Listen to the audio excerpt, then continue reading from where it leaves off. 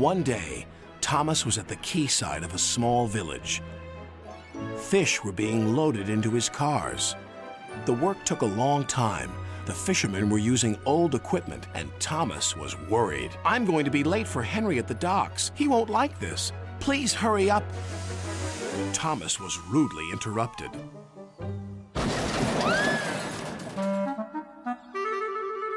His driver and fireman laughed. "Phew," sniffed Thomas. "What a pong!" He was glad when they were speeding along the beautiful coastal run. Then they saw a man waving a red flag. "What's the matter now?" "High tides are damaging the track," reported the man. "I've marked the spot." "We'll go and inspect," said the driver.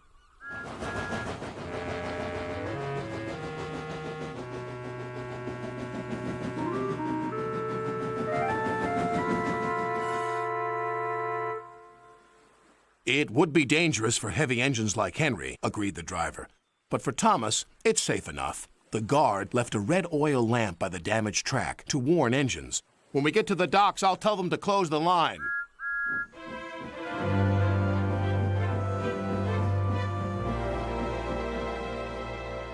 Henry was waiting for Thomas's cars.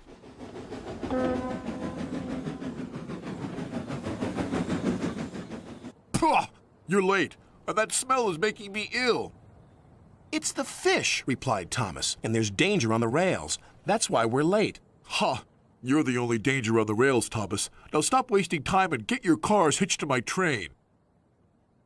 Thomas's driver and fireman were in the yardmaster's office when they heard Henry's whistle. He was steaming out of the station with his long, heavy train called the Flying Kipper.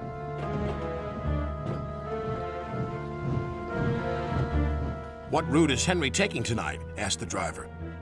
"The coastal run. It's the quickest." "But I told you," gasped the driver. "That's dangerous for a big engine like Henry." The yardmaster quickly phoned the signalman. Henry roared past the signal box. "I'll soon make up for lost time." The signalman couldn't hear the warning. By the time he did, Henry was far away in a cloud of steam. But when Henry reached the coastal track, his hopes for a fast run were dashed. Fog floated everywhere. "I can't see!" cried Henry. Nor could his driver.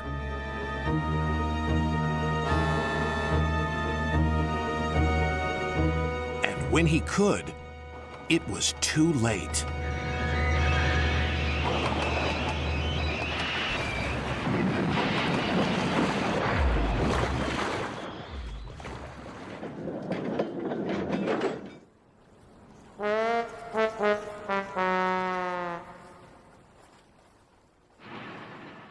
As soon as the tide was high enough, Henry was craned out of the water.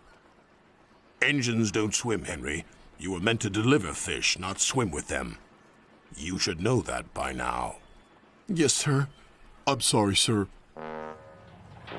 When Henry arrived at the docks, Cranky the crane looked down on him. My, Henry, I expect you'll have some fishy tales to tell. But take my advice, have a long hose down first." But there was worse to come. "Look, they've caught all this fish and a green whale, too." "It's not a whale, it's a monster."